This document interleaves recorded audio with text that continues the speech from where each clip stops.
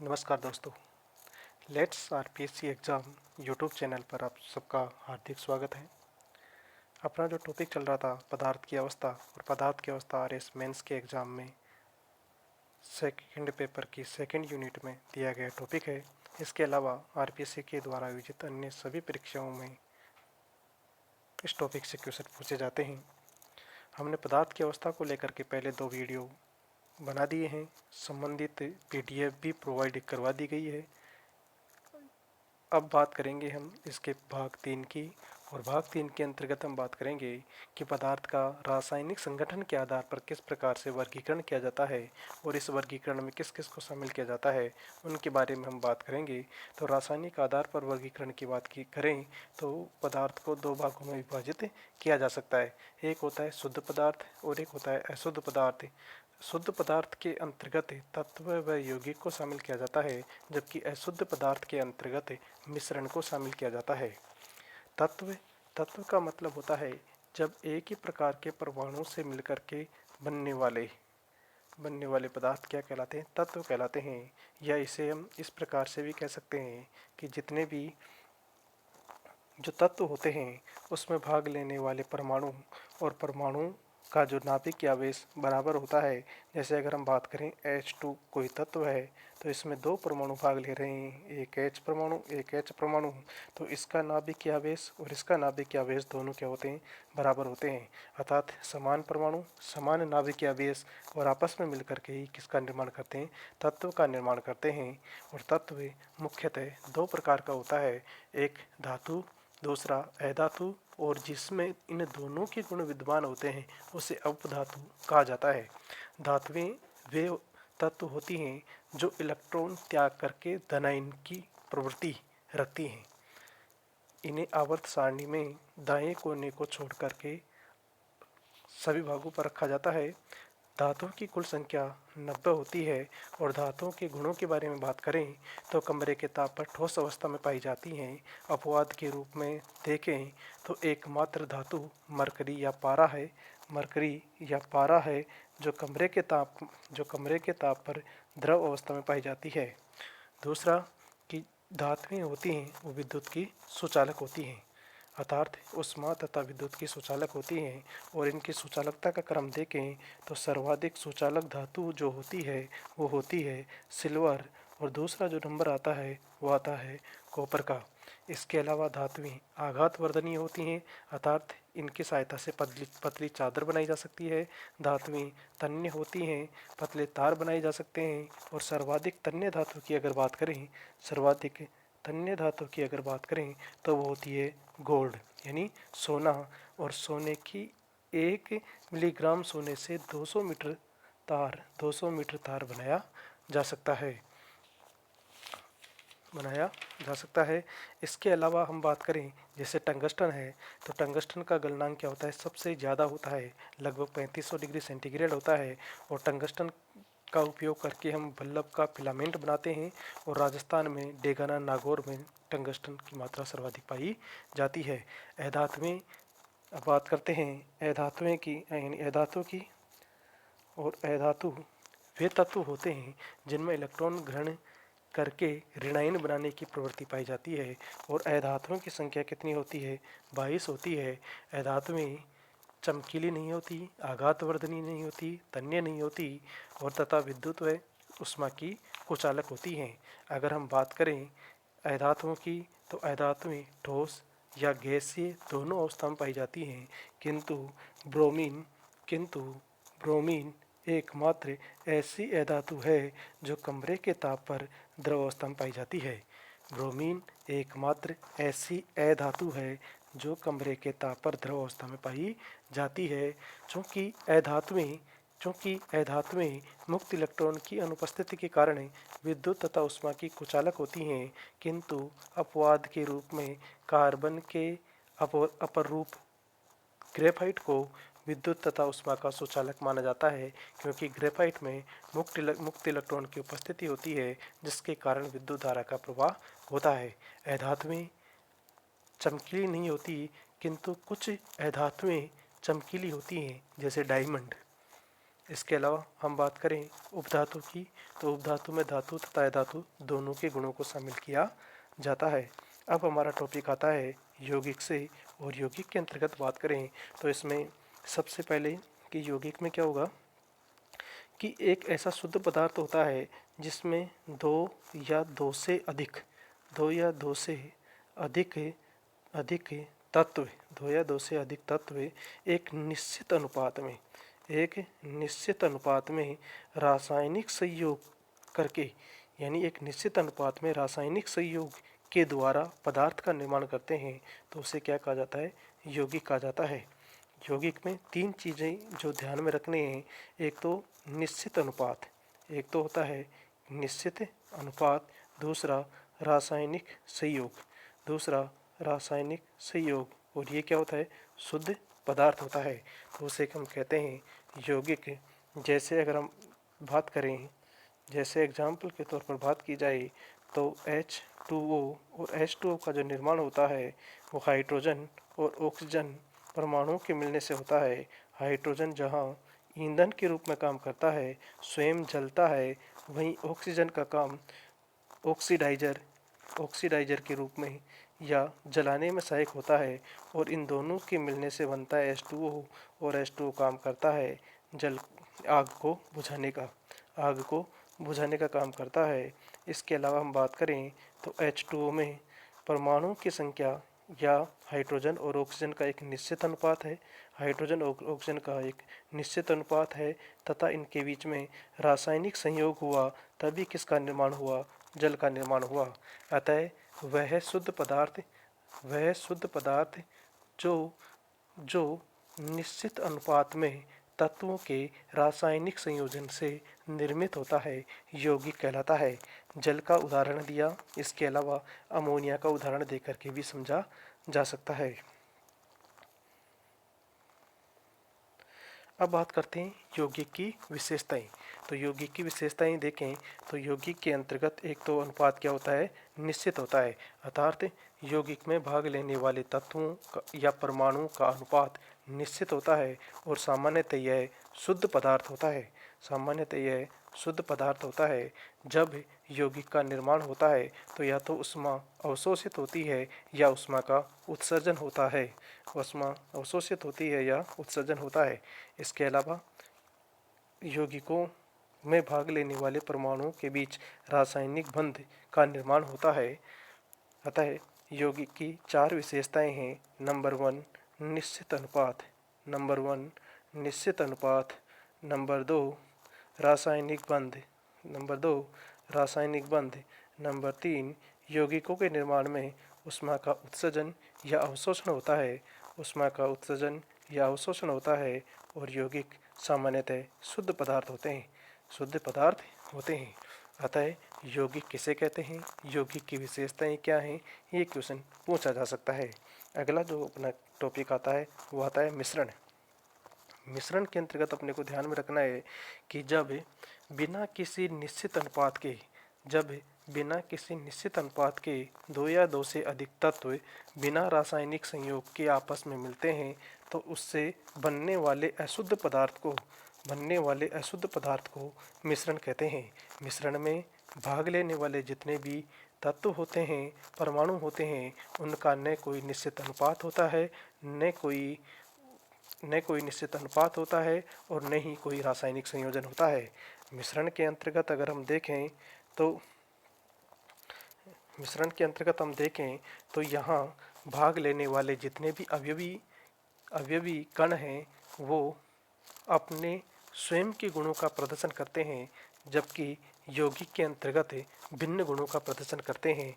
जैसे अगर हम बात करें, जैसे एक एग्जाम्पल से देखें तो जल और चीनी को मिलाया तो यहाँ पर एक घोल प्राप्त हुआ, जिसको हमने कह दिया मिश्रण, क्योंकि यहाँ कोई निश्चित अनुपात नहीं है तो इसको हम कह दिया मिश्रण। तो यहाँ जो यानी कि जल में चीनी मिलाने से पहले भी चीनी क्या थी? मीठी। मिलाने के बाद में भी चीनी क्या है मिश्रण में? मीठी। अर्थात जल और चीनी अपने गुणों का प्रदर्शन कर रहे हैं। अर्थात मिश्रण का गुण उसके अवयवी कणों के गुणों से भिन्न नहीं होता है।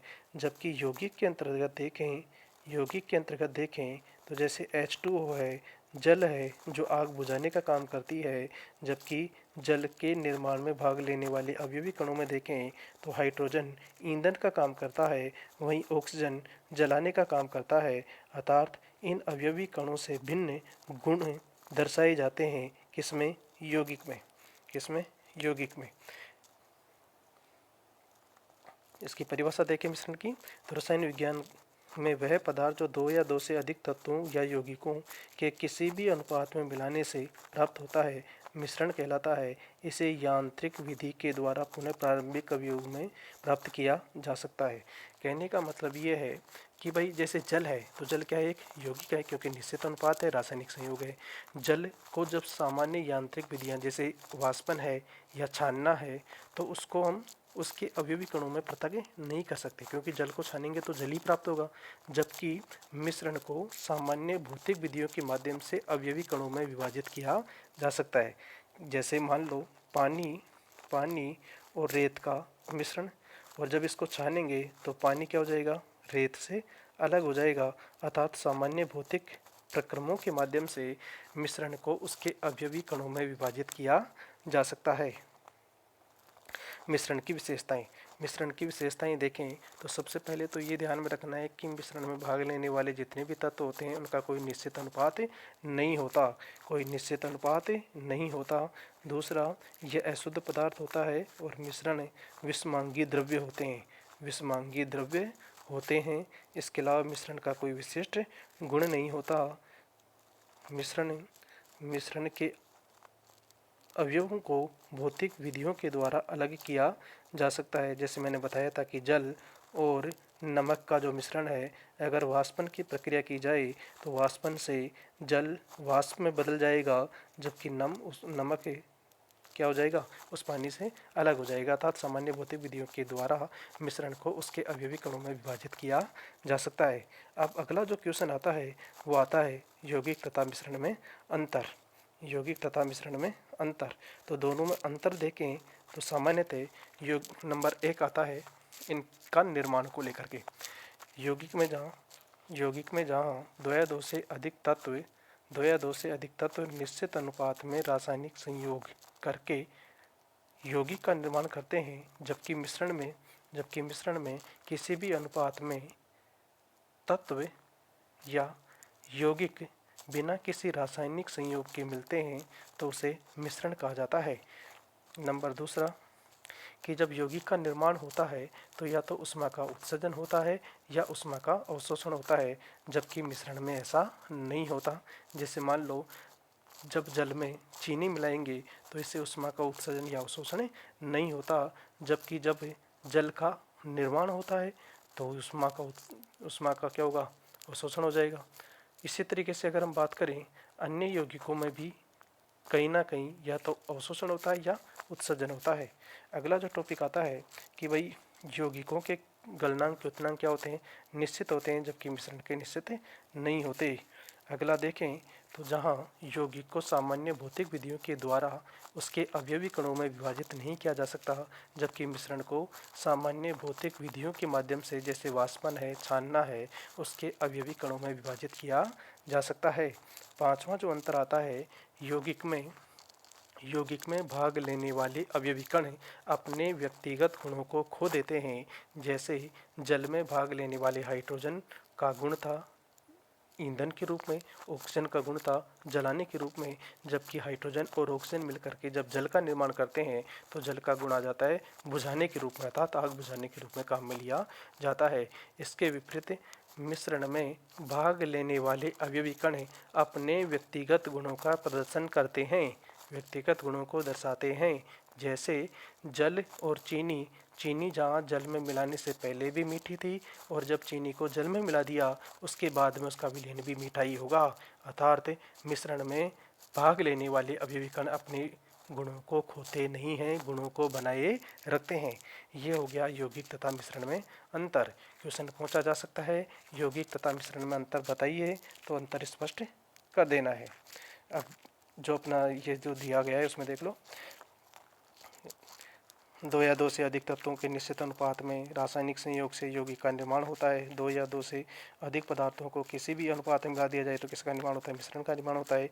यौगिक समांगी होते हैं, मिश्रण क्या होते हैं? विषमांगी होते हैं। यौगिक के गुणधर्म इसके अवयवी तत्वों से क्या होते हैं? भिन्न होते हैं, जबकि मिश्रण के गुण उसमें उपस्थित अवयवी कणों के क्या होते हैं? समान होते हैं। जो चीनी और पानी का एग्जाम्पल मैंने बताया। जब अगर बात करें, यौगिक को भौतिक विधियों के द्वारा अलग नहीं किया जा सकता, जैसे छानोगे तो भी जल ही प्राप्त होगा, जबकि मिश्रण को भौतिक विधियों के द्वारा अलग किया जा सकता है। यौगिक बनने में ऊर्जा में परिवर्तन होता है, मिश्रण में ऊर्जा परिवर्तन नहीं होता। यौगिक का क्वथनांक गलनांक क्या होते हैं? किसी विशेष यौगिक के लिए स्थिर होते हैं, जबकि मिश्रण में ऐसा नहीं होता। अगर हम बात करें मिश्रण के प्रकार की, तो मिश्रण के दो प्रकार होते हैं, एक समांगी मिश्रण होता है और एक विषमांगी मिश्रण होता है। समांगी मिश्रण की बात करें तो जो अवयवी कण है वो पूरे मिश्रण में समान गुण अपने अवयवी कण अपने गुणों को पूरे मिश्रण में समान रूप से बनाए रखते हैं। इसकी परिभाषा देखें तो प्रत्येक भाग के गुणधर्म एक समान होते हैं। प्रत्येक भाग के गुणधर्म क्या होते हैं? एक समान होते हैं। कहने का मतलब ये है कि किसी भी विलयन में या किसी भी जो मिश्रण में जो अवयवी कण हैं उनके गुणधर्म सभी जगह एक समान बने होते हैं। जैसे जल और चीनी का मिश्रण है तो चीनी की मात्रा सभी जगह यानी चीनी के अवयवी कण सभी जगह एक समान रूप से घुले हुए होते हैं। मिश्रण को समांगी मिश्रण का एग्जाम्पल चीनी और पानी हो ही गया। इसके अलावा बात करें विषमांगी मिश्रण, तो विषमांगी मिश्रण में क्या होता है कि अवयवी कण क्या होते हैं, उनका जो अनुपात है, घुलने का जो अनुपात है वो विलयन में उसमें जो घोल में सभी जगह क्या नहीं होता? समान नहीं होता। जैसे रेत और पानी का मिश्रण है तो रेत जहाँ पानी में कहीं पर ज़्यादा मिलेगी तो कहीं पर उसकी मात्रा कम मिलेगी, तो दोनों में अलग अलग अंतर उनके अवयवी कणों की घुलन क्षमता के आधार पर बताया जाता है। अगर हम बात करें विषमांगी मिश्रण की, तो अनिश्चित अनुपात में अवयवी कणों को मिलाने से विषमांगी मिश्रण का निर्माण होता है। इसके प्रत्येक भाग के गुण एवं उसके संघटक भिन्न भिन्न होते हैं, जैसे बारूद और कुआसा, या हम कह सकते हैं जैसे रेत और पानी का मिश्रण, तो ये भी क्या हो जाएगा? विषमांगी मिश्रण हो जाएगा। इसके अलावा बात की जाए जितने भी जो समांगी मिश्रण होते हैं उन समांगी मिश्रणों को ही क्या कहा जाता है? विलयन कहा जाता है। समांगी मिश्रणों को ही विलयन कहा जाता है। और विलयन की परिभाषा देखें तो दो या दो से अधिक घटकों या अवयवों के समांगी मिश्रण को ही क्या कहा जाता है? विलयन कहा जाता है। कहने का मतलब जब जल में चीनी को मिला दिया जाए तो इससे समांगी मिश्रण का निर्माण होता है और इसी समांगी मिश्रण को हम विलयन कहते हैं। जैसे इसमें एक एग्जाम्पल और दिया जाता है, जैसे तांबे का सोने के साथ मिश्रण, पारे का सोडियम के साथ मिश्रण, जल में ग्लूकोज का मिश्रण, ऑक्सीजन और नाइट्रोजन का मिश्रण, क्लोरोफॉर्म और नाइट्रोजन का मिश्रण, हाइड्रोजन और पैलेडियम का मिश्रण, ये सारे क्या हो जाएंगे? विलयन के एग्जाम्पल हो जाएंगे। विलयन में दो चीज़ें होती हैं, एक होता है विलय और एक विलायक, दोनों को मिला दिया जाए तो बनता है विलयन। अर्थात विलयन दो घटकों से मिलकर के बना होता है तो इसे द्विअंगीय विलयन यानी बाइनरी सॉल्यूशन कहते हैं, जबकि तीन घटकों से मिलकर के बना हो तो उसे त्रिअंगीय विलयन कहते हैं। विलयन में विलय तथा विलायक दोनों होते हैं। अगर हम बात करें विलय की, तो वह पदार्थ जिसे किसी दूसरे पदार्थ में घोला जाता है। कहने का मतलब विलय जैसे मान लो चीनी है तो चीनी को किस में घोलेंगे? जल में, तो चीनी क्या हो जाएगी? विलय। अर्थात वह पदार्थ जिसे अन्य पदार्थ में घोला जाता है उसे कहते हैं विलय कहते हैं। जैसे हम नमक को पानी में मिलाते हैं तो एक घोल बनता है और इस घोल में नमक विलय कहलाता है। नमक क्या कहलाएगा? विलय। हमेशा ध्यान रखना, जो विलय है उसकी मात्रा विलायक से क्या होती है? कम होती है। यानी किसी पदार्थ को किसी अन्य पदार्थ में घोला जाता है तो ये पदार्थ विलय कहलाता है और जिसमें घोला जाता है उसे विलायक कहते हैं। विलायक की मात्रा ज़्यादा होगी, विलय की मात्रा कम होगी। विलय पदार्थ जैसे ठोस, द्रव, गैस आदि के रूप में हो सकता है। किसी भी रसायन या यौगिक की द्रव्य में घुलने की क्षमता को विलेयता कहते हैं। यानी किसी भी रसायन या यौगिक की द्रव में घुलने की क्षमता विलेयता कहलाती है। विलेय की विलेयता मूल रूप से विलेय और विलायक के भौतिक एवं रासायनिक गुणों पर निर्भर करती है एवं विलयन के ताप, दाब एवं पीएच के मान पर भी निर्भर करती है। इसके अलावा विलायक की बात करें तो विलायक विलयन का वह भाग होता है जिसमें विलेय को घोला जाता है। विलयन के समांगी मिश्रण में विलायक के अवयवी कणों की मात्रा अधिक होती है जो विलेय की भौतिक अवस्था को निर्धारित करते हैं। कहने का मतलब विलायक का मतलब जिसमें विलेय को घोला जाता है, इसकी मात्रा क्या होती है? ज़्यादा होती है। इसकी मात्रा ज़्यादा होती है। भौतिक अवस्था तरल रूप में होता है, विलायक की मात्रा हमेशा अधिक होती है और ये ध्रुवीय दो प्रकार का हो जाएगा। अगर हम बात करें विलयन के प्रकार, तो विलयन के प्रकारों में देखें तो विलयन को हम 3 भागों में बांट सकते हैं। नंबर 1 हो जाएगा ठोस विलयन। ठोस विलयन अर्थात एक ऐसा विलयन जिसमें विलायक के रूप में ठोस पदार्थ का उपयोग किया जाता है तथा विलय के रूप में ठोस, द्रव या गैस तीनों में से किसी का भी उपयोग किया जाए तो उसे ठोस विलयन कहते हैं। हमेशा ध्यान रखना, ठोस विलयन में विलायक क्या होगा? ठोस पदार्थ होगा। विलायक क्या होता है? जिसमें विलय को घोला जाता है और विलायक की मात्रा विलय से क्या होती है? ज़्यादा होती है। जैसे अगर विलायक क्या हो जाएगा? ठोस पदार्थ हो जाएगा। लेकिन विलय अगर ठोस है तो उसे ठोस विलयन के अंतर्गत शामिल करते हैं। एग्जाम्पल तांबे का सोने के साथ विलयन। दूसरा आता है जल विलयन। जब दूसरा जो एग्जाम्पल लेते हैं कि जब विलय क्या हो? द्रव हो। जब विलय क्या हो? ठोस हो तो हो जाएगा तांबे का सोने के साथ विलयन। यानी तांबा क्या हो गया यहाँ पर? गला करके सोने के साथ जब मिलाया जाता है ना, तो वह ठोस विलयन के अंतर्गत आ जाता है जिसमें विलायक ठोस पदार्थ तथा विलय ठोस होता है। दोनों, तांबा भी ठोस, सोना भी ठोस। जब विलय क्या हो? द्रव। जबकि विलय क्या हो? ठोस पदार्थ हो। विलय क्या हो? ठोस। जैसे पारे का सोडियम के साथ विलयन, तो विलयन ये क्या हो जाएगा? ठोस विलयन का उदाहरण हो जाएगा। जब विलय क्या हो? गैस। और विलय क्या हो? ठोस। हाइड्रोजन का पैलेडियम के साथ विलयन। दूसरा जो प्रकार आता है वो आता है द्रव विलयन, जिसमें विलायक के रूप में द्रव का उपयोग किया जाएगा, जबकि विलय के रूप में ठोस, द्रव, गैस तीनों में से किसी का भी उपयोग किया जा सकता है। जैसे विलय क्या हो? ठोस हो और विलय क्या हो? द्रव हो। एग्जाम्पल हो जाएगा जल में घुले हुए ग्लूकोज का मिश्रण। ग्लूकोज किसके रूप में होता है? ठोस के रूप में होता है। और ग्लूकोज को ही घोला जाता है किसमें? जल में। और जल क्या है? द्रव के रूप में, यानी कि विलायक के रूप में है। जब विलय क्या हो? द्रव। और विलायक भी क्या हो? द्रव। जैसे जल में घुली हुई एथेनॉल का मिश्रण हो जाएगा।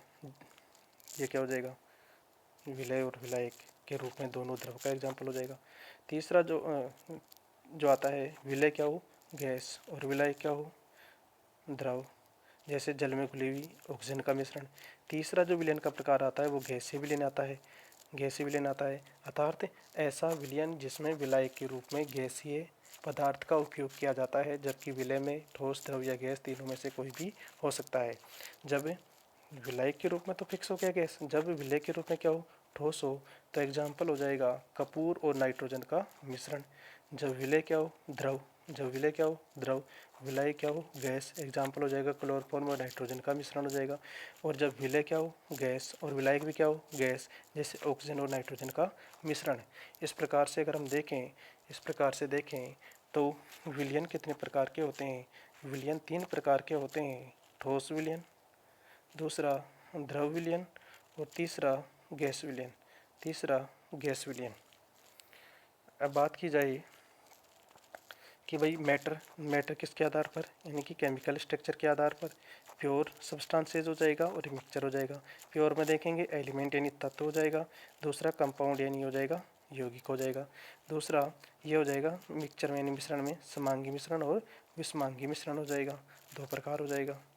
फिर अगर हम बात करें, ये कुछ बिंदु हैं जिनको आपको याद करना है और डेली हम ये किसी भी एग्ज़ाम को लेकर के पूछे जाने वाले फैक्चुअल डेटाज है जो आपको प्रोवाइड करवाएंगे।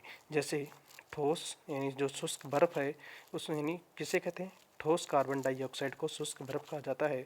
और इसको जब गर्म करते हैं ये तो ये सीधे गैसीय अवस्था में बदल जाता है, अर्थात शुष्क बर्फ ठोस कार्बन डाइऑक्साइड, यह सब्लिमेशन यानी उर्ध्वपातन का गुण दर्शाता है। सूर्य और तारों में देखें तो चमक का कारण क्या होता है? प्लाज्मा होती है। प्लाज्मा के बारे में हमने बात की थी। प्लाज्मा क्या थी? पदार्थ की चौथी अवस्था। प्लाज्मा की खोज किसने की थी? विलियम क्रूक्स ने की थी, चमकते हुए पदार्थ के रूप में। प्लाज्मा नामकरण किसने किया था? इरविंग लैंगम्यूर ने किया था। और जब किसी गैस को यानी गैसीय पदार्थ को अत्यधिक तापमान पर गर्म किया जाता है तो उसमें इलेक्ट्रॉन प्रोटॉन क्या हो जाते हैं? मुक्त हो जाते हैं, स्वतंत्र रूप से गति करते हैं। इलेक्ट्रॉन और प्रोटॉन की संख्या बराबर होती है तो इसे हम कहते हैं प्लाज्मा कहते हैं। और मुक्त इलेक्ट्रॉनों के कारण प्लाज्मा चालकता का गुण दर्शाती है। सूर्य तारों में चमक का कारण क्या हो जाएगी? प्लाज्मा। फ्लोरोसेंट ट्यूब और नियॉन बल्ब में क्या होती है? प्लाज्मा। ओजोन वायु में उपस्थित सर्वाधिक निष्क्रिय गैस है। हाइड्रोजन ब्रह्मांड में पाए जाने वाला यानी कि सर्वाधिक पाए जाने वाला तत्व है। नाइट्रोजन वायुमंडल में सर्वाधिक पाए जाने वाला तत्व है। इसके अलावा द्रव नाइट्रोजन के बारे में ये भी बताया जाता है कि वीर्य को संरक्षित करने के लिए यानी पशुओं का जो वीर्य होता है उसको संरक्षित करने के लिए द्रव नाइट्रोजन का उपयोग किया जाता है। अगर हम सबसे हल्की धातु के रूप में देखें तो वो लिथियम होती है। और एल्यूमिनियम पृथ्वी पर पाई जाने वाली धातु है।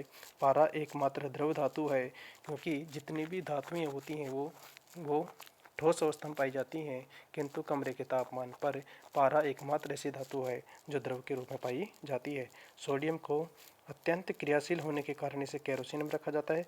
अम्लीय वर्षा की बात करेंगे तो सल्फर डाइऑक्साइड, नाइट्रोजन डाइऑक्साइड ये क्रिया करके H2SO4 और नाइट्रिक अम्ल का निर्माण करते हैं। और उसी अम्ल का जब जल में मिक्सर होता है तो उसे अम्लीय वर्षा के रूप में देखा जाता है। तो इस प्रकार हमने आज बात की तत्व के बारे में, तत्व के प्रकारों के बारे में, और हमने बात की यौगिक की विशेषताएं और यौगिक से संबंधित कई बातें। इसके अलावा मिश्रण की विशेषताएं, यौगिक तथा मिश्रण में अंतर, मिश्रण के प्रकार, यौगिक के प्रकार, इनके बारे में बात करने के पश्चात हम कल बात करेंगे मिश्रण के अंतर्गत विषमांगी मिश्रण। इसके अलावा हम बात करेंगे कोलाइडी विलयन क्या होता है। इसके अलावा हम बात करेंगे निलंबन क्या होता है। इसके अलावा ब्राउनियन गति और टिंडल प्रभाव, इन सब के बारे में बात करने के पश्चात हमारा जो पहला टॉपिक है पदार्थ की अवस्थाएं वो पूरा हो जाएगा। इसके साथ में ही जुड़ा हुआ है गैसों से संबंधित कुछ संकल्पनाएं, गैसों से संबंधित कुछ नियम। इसके अलावा गैसों का जो अनुगतिक सिद्धांत है उसके बारे में भी हम बात कर लेंगे। तो पहला टॉपिक अपना मेंस की दृष्टि से, प्रीलिम्स की दृष्टि से अच्छे से तैयार हो जाएगा। और इससे संबंधित जो अभ्यास वाले जो क्वेश्चन है वो आपको प्रोवाइड करवा दिए जाएंगे ताकि आप अभ्यास कर सको। तो आज का दिन आपका शुभ हो। इसी के साथ धन्यवाद।